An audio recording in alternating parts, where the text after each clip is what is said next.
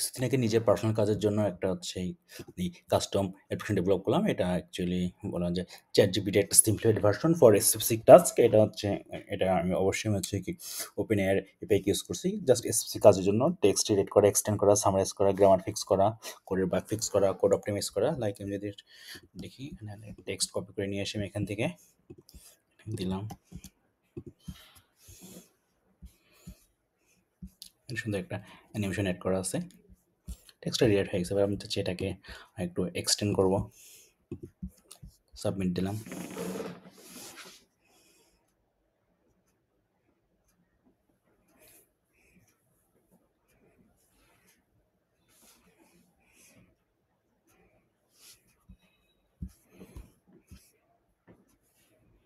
এটা এক্সটেন্ড হয়ে গেছে।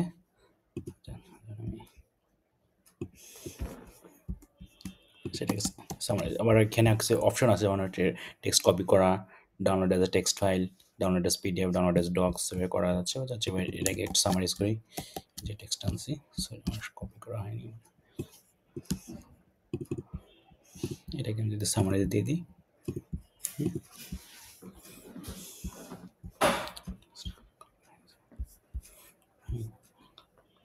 যেটা সামারাইজ হয়ে গেছে। এটা পুরো বড় একটা টেক্সটের সামারাইজ ভার্সন। ধরেন আমি চাচ্ছি গ্রামারটা সেম কাজ করবে, ধরেন হচ্ছে কোনো একটা কোডের বাগ ফিক্স করবো। এখান থেকে আমি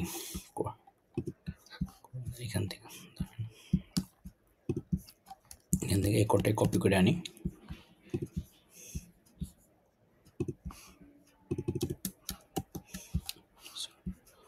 কপি হয়নি,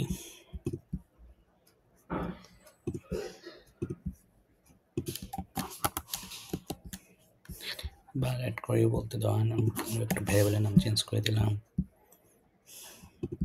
কন্ডিশনার্স দিলাম। এখান থেকে একটু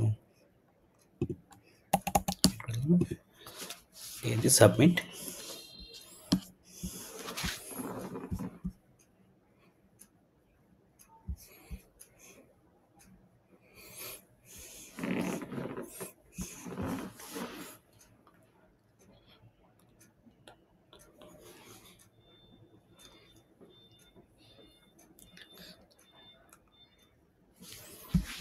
এটা ফিক্স করে দিল। ইভেন কোথায় কোথায় বাগ ছিল এটা আমার ফিক্স করে দিল, এটা আউট বলে দিল।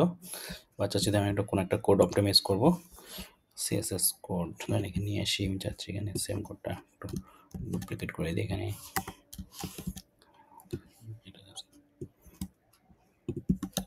অনেক সময় দেখা যায় সিএসএস করে, অনেক সময় দেখা যায় সেম সিএসএস, মোস্ট সিএসএস একটা ভুল হয়ে যায়, সেম কোড বারবার ইউজ করা হয়, ডুপ্লিকেট হয়। দিয়ে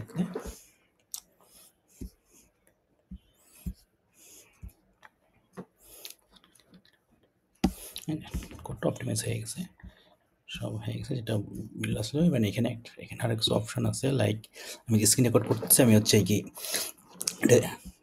আমি কিন্তু আমার কি আপনার হচ্ছে মানে এই যে অ্যাপ্লিকেশনটাতে করতেছি। আর একটা অপশন আছে সেটিংস, আমি যদি যাই দেখে ওয়াইড মোড একটা অপশন আছে, ওয়াইড হয়ে যাবে। Theme, light, dark. আবার এই যে থিমটাকে এটা আবার এডিট অপশন আছে, কালার, ফন্ট সব কিছু এখানে এডিট করা হচ্ছে। আমি প্রজেক্টের গিটহাব লিঙ্কটা ফার্স্ট কমেন্টে শেয়ার করে দেবো।